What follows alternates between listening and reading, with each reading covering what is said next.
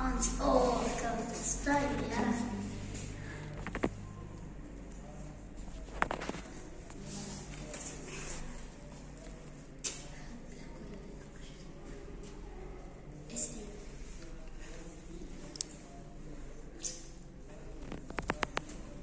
Che è proprio da dirmi che se devo fare.